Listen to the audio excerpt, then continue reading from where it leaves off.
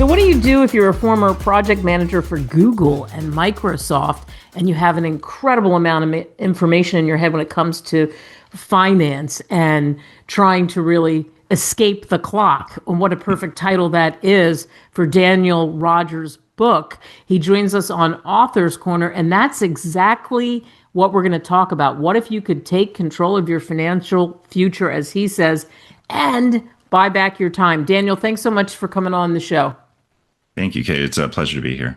So what made you heard my setup. I mean, you had this great career, Google, Microsoft, and what was it that made you decide you were going to write about financial literacy, really, but in simplistic terms that we can all understand? I mean, I never really set out to do that at all. I was the first in my family to go to college.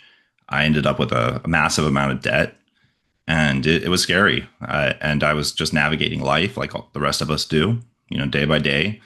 And all these different decision points keep popping up. And, you asked about 401k. What's that? You want to take money out of my paycheck for that? Well, like, I need this money. I was just trying to get by. Should I rent a house? Should I buy a house? Should I open a personal retirement account? What type of savings account? Like, there's so many decisions. And I was just going through life, doing the best I could, trying to get my debt under control, trying to get ahead. And I got myself really organized, and I was building a plan. I was learning a lot. I ended up working with like over 9 financial advisors throughout that time and reading all these great books.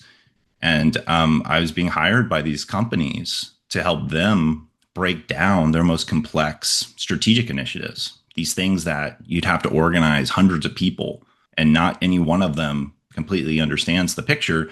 But my job would be to go and make it easy for like the executives and others to see where we were, where we're going, to mitigate risks, and to really make a plan and something that was actionable. Like, everyone knew, this is my contribution, step by step. How do I get ahead? And I realized I was doing that in my own personal life when it came to my finances. I was learning all these things, and financial well-being is a complex goal.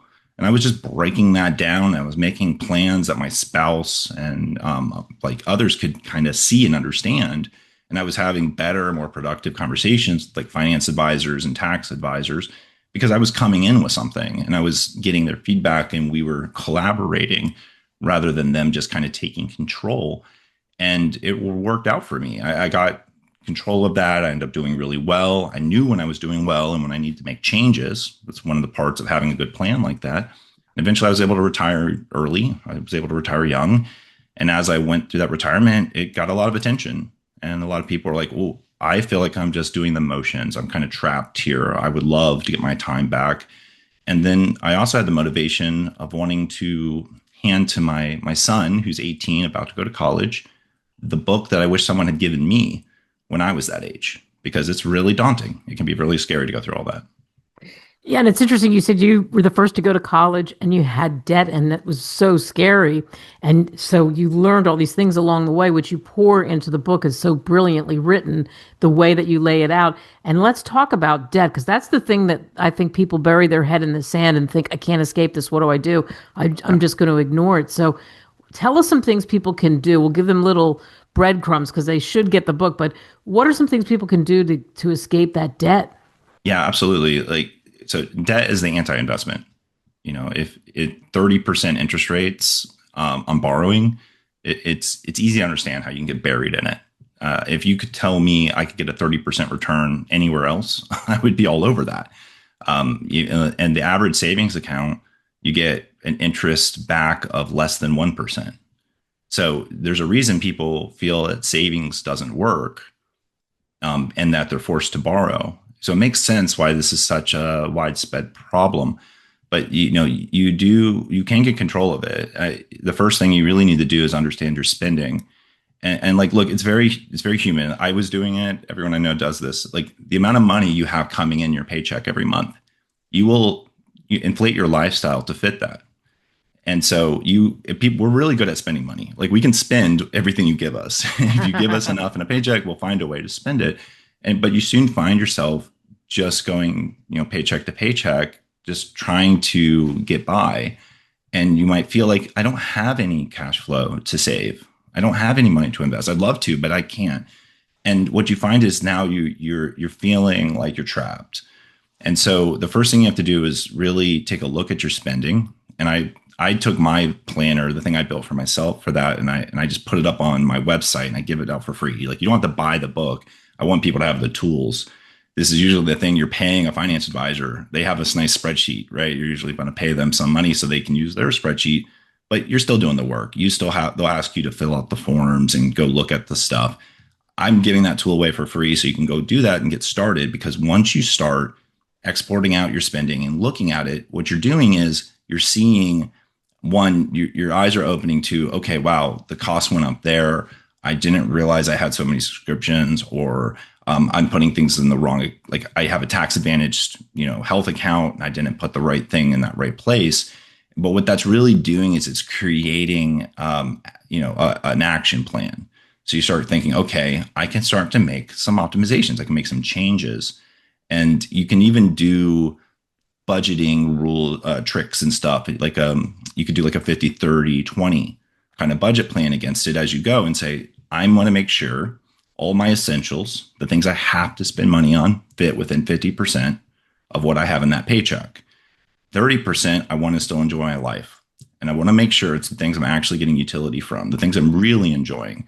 And then you have 20% still left. And if I could tell you, like, look at your paycheck, calculate what 20% of that is, and guarantee that that amount of money is always available to go into a savings account, and a high yield savings account, one that actually gives an interest rate that beats inflation. So you get a real return from it. So you get compound growth. So, if you did that 20% every single month, now what you have is ongoing contributions with compound growth, and you start getting exponential returns, and you're going to start to get ahead instead of feeling like you're just getting by. Wow, unbelievable. And you just gave that to everybody. As you said, you want everybody to have the tool so they can go to your website. Tell them your website. Yeah, it's just escapetheclock.com. Everything's there. Like the free tool, I provide free resources. I'm not trying to sell books, just to be honest. Like I wrote the book I want my kid to have, but I had all these great conversations with people when I was leaving my retirement situation. And when I was talking to them, it dawned on me that so many people feel so trapped by their jobs. They feel so trapped by their finances. And it can be very daunting to feel like, how do I get control of that? How do I get ahead? Is there a light at the end of the tunnel? And I wanted to lean into my skills as a project manager, because I realized that is a massive tool anyone can use to make any plan to anything in life. And the finance stuff is there. I wanted a comprehensive guide to finance. There's so many great books out there that teach something really great. I wanted to make it so you could take action. But also it's a life book. It's the psychology of how we think about work, about money, about being in retirement. All of those things are in there because so many people I talked to just felt kind of trapped by, hey, I don't feel like I'm allowed to retire early, or it's scary to think I want to have a paycheck. So the book covers more than, hey, this is on a retirement account, you should put money into it.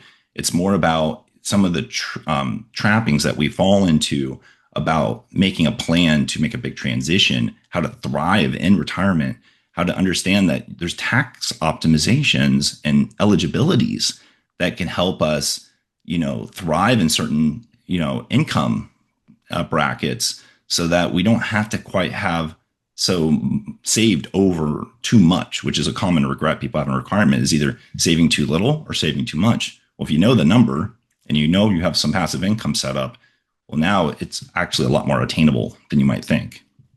Absolutely. And you just keep giving. And, you can get this book also on Amazon for a song, Kindle version. You can get the hardcover, get the paperback. It's actually a great gift for graduates. I was just thinking this because that's exactly designing it for your son. It totally makes sense to me. What else can we expect in Escape the Clock? What else will we learn?